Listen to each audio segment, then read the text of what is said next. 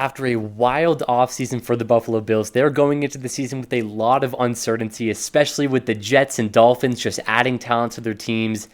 They're going to be a very suspect team next year. Looking at some of these guys that the Bills lost this past offseason, there's Leonard Floyd, Jordan Phillips, Dane Jackson, Trey White, Micah Hyde, Jordan Poyer. And Micah Hyde and Jordan Poyer, those are your two starting almost Pro Bowl safeties. Trey White, who made a huge difference on the field when he was healthy and even when he was injured. Dane Jackson really stepped up in that cornerback room.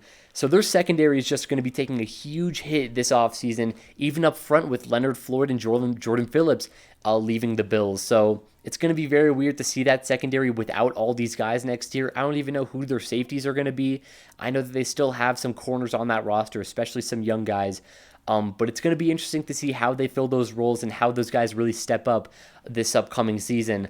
And that was only on the defense. We haven't even gotten to the offense, where there's going to be a huge change of scenery next year. Starting off with their O-line, Mitch Morse and Ryan Bates both gone. Mitch Morse, of course, was their longtime starting center who was released early in free agency to save some money. Gabe Davis, obviously a big part of their offensive success the past couple years. He left. He signed a huge deal with the Jaguars, who my Dolphins play week 1, so hopefully we'll be able to slow him down. And then, of course, the main guy who I'm going to be talking about for a while, Stefondiggs, who there was a lot of drama in Buffalo, of course, these past couple years with him not getting the ball.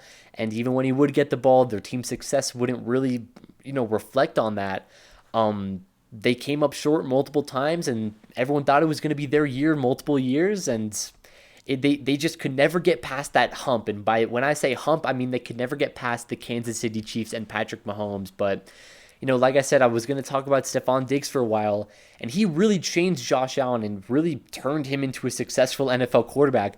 We look at Josh Allen and the Bills before they traded for Stefondiggs. They played 28 games without him. In those 28 games, they went 15-13, obviously just a really mid record. Josh Allen had 30 touchdowns, 21 interceptions, and a passer rating of 78.2. So just a really mediocre performance that, first couple seasons in the NFL without really a true guy to turn to.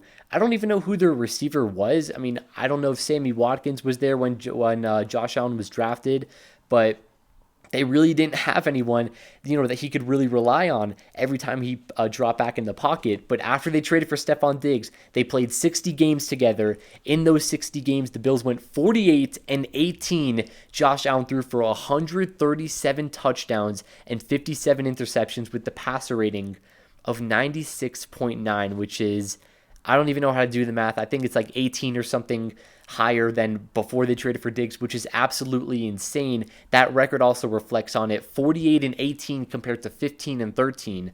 Now, obviously, those 57 interceptions aren't very pleasing or amusing, whatever the word was. But the more talent you have on that team, the more touchdowns you're going to throw. Also, the more interceptions you're going to throw with the amount of risks that Josh Allen has taken over the past couple of years. But just an absolute turnaround that Stefondiggs was able to bring to not only the Buffalo Bills and Josh Allen, but to their offensive round. Because with all the attention going to him, that's how Gabe Davis was found out by this team and why he is now a star and is making a ton of money in Jacksonville. Also, Dawson Knox. He really turned into a star tight end over the past 2-3 years. But looking into 2024 and how this Buffalo team is going to look different, obviously they brought in Keon Coleman from FSU late in the first round, early in the second round, and he's likely going to be their number one receiver, and we'll see how that goes. But in games where the Bills would play the Dolphins last year, I'll take my team into account for this. It'd be hard, trying to cover Dawson Knox, Dalton Kincaid, Gabe Davis, and Stefondiggs while also having to watch out for Josh Allen to run for 45 yards because he's literally a tight end when he has the ball past the line of scrimmage.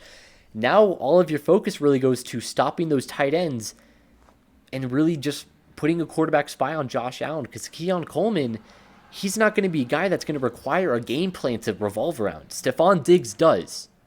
But if you put Jalen Ramsey on Keon Coleman, he's not going to be a game different. He's not going to be a game changer, and that's just a fact. Some other guys that they brought in were Marquez Valdes-Scantling, Curtis Samuel, and Matt Collins, who's one of my favorite non-Dolphins. He used to play for us, and just the amount of hustle plays he had. But on top of those receivers, headlined by Keon Coleman, obviously those tight ends in Dalton Kincaid and Dawson Knox. are going to be the main guys that the Bills have. And they also have the fifth hardest schedule that includes playing the Dolphins twice a year, as I was just talking about. They played the Jets twice a year, who are looking like they're going to be a pretty good team. They'll get those 2 free wins versus the Patriots, although they did loosen them once last year too, so I wouldn't count them completely out. But like I said, man, this Buffalo team is going to look so different. I know that the offense is where all the attention is going to. Will Josh Allen be able to handle this offense without Stefondiggs or Gabe Davis?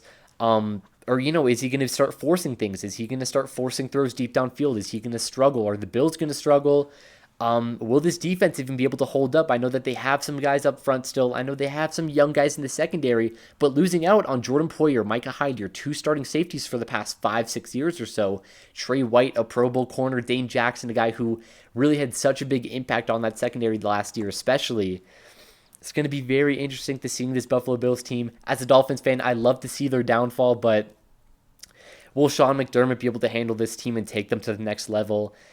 That it's going to be up to Josh Allen. So will he be able to really carry this team all the way to victory? But we will see. Like I said, I love seeing the Bills' downfall. It's going to be a fun year to watch the Bills, especially as a Dolphins fan, if they start to lose. I wouldn't count them completely out. Of course, record predictions will be coming in the next week or two.